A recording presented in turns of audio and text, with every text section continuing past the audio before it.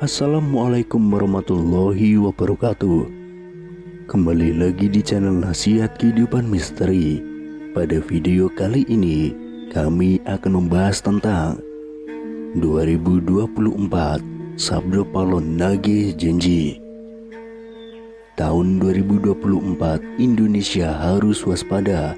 Pasalnya ramalan Jayabaya mengungkap bahwa tahun 2024 adalah tahun datangnya Sabdo Palon Nage Janji. Sabdo Palon Nage Janji ini diyakini sebagai tanda akan terjadinya kekacauan atau bencana alam yang akan terjadi di berbagai daerah.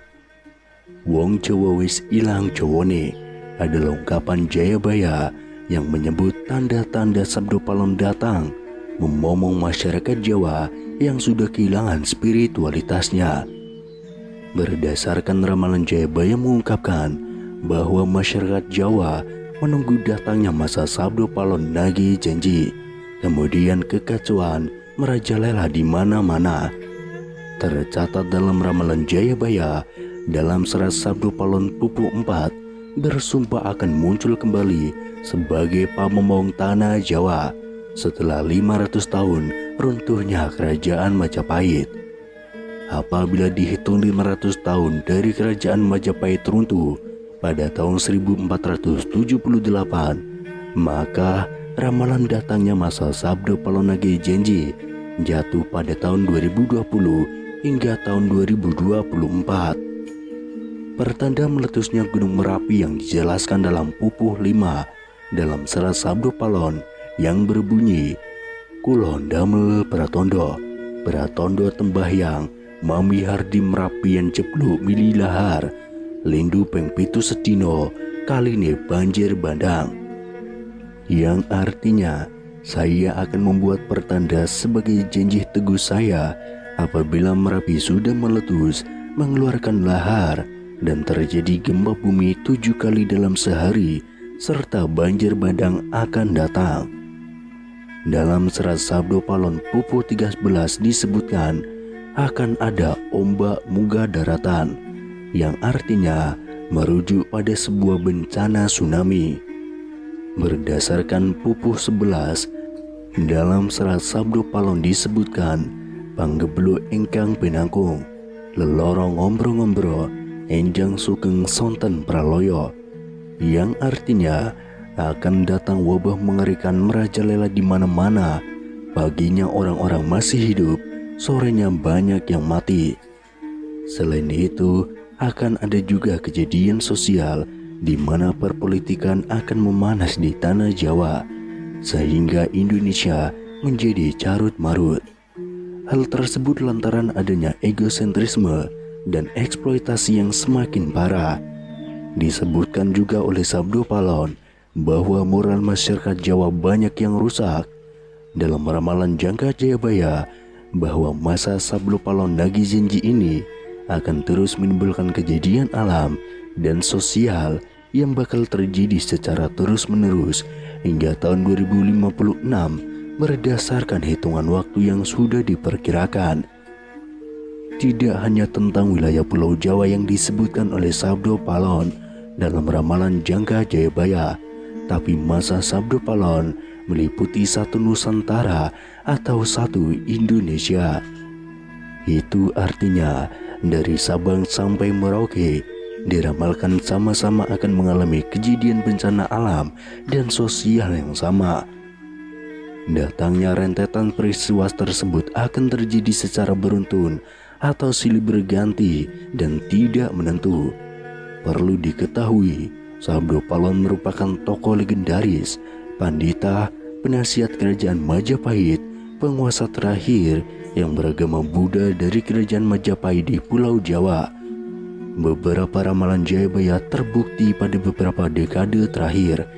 Namun sebagai masyarakat, kita tetap berdoa dan berikhtiar agar Indonesia selalu aman dan damai tanpa ada bencana di tahun 2023.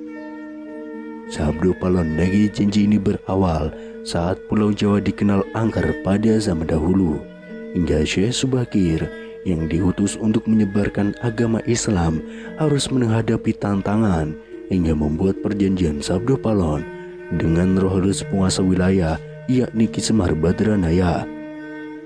Perjanjian Sabdo Palon itu dibuat sebagai kesepakatan antara Syekh Subakir yang datang menyebarkan agama Islam ke Pulau Jawa yang terkenal angker dengan Roh Halus penguasa wilayah, yakni Ki Semar Badranaya. Diceritakan pada masa dahulu, Pulau Jawa terkenal angker yang dikuasai Roh Halus Ki Semar Badranaya. Kedatangan Syekh Subakir yang diutus oleh Sultan Turki, Sultan Muhammad I, untuk syiar agama Islam. Setelah keduanya terlibat pertempuran dan sama-sama kuat, Syekh Subakir dan Ki Semar Badranaya akhirnya membuat kesepakatan melalui sebuah perjanjian yang disebut Sabdo Palon. Namun kedatangan Syekh Subakir dalam melakukan syiar Islam di Pulau Jawa saat itu harus mendapat rintangan hingga harus membuat perjanjian dengan Ki Semar Badranaya sebagai Roh Halus sebagai danyang atau penguasa wilayah tanah Jawa. Syekh Subakir dikenal sebagai orang yang berhasil menumbali Pulau Jawa yang terkenal angker dan wingit pada dahulu kala. Saat itu Sultan Turki, Sultan Muhammad I, mendapatkan petunjuk untuk melakukan penyebaran Islam di Pulau Jawa, sebuah tempat di tanah Jawa yang dalam pengaruh magis begitu kuat. Mulai dari jin hingga setan menghuni setiap sudut tanah Jawa yang saat itu masih berbentuk hutan belantara. Diutuslah rombongan para alim ulama untuk mendatangi Pulau Jawa guna melakukan syiar Islam.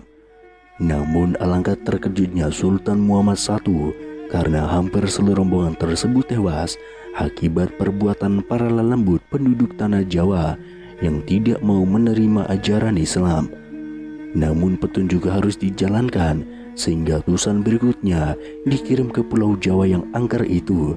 Sosok utusan itu terkenal alim, ahli ruqyah, memiliki kemampuan untuk berinteraksi dengan dunia gaib. Bahkan sosok ini memiliki keahlian dalam membabat tanah yang angker.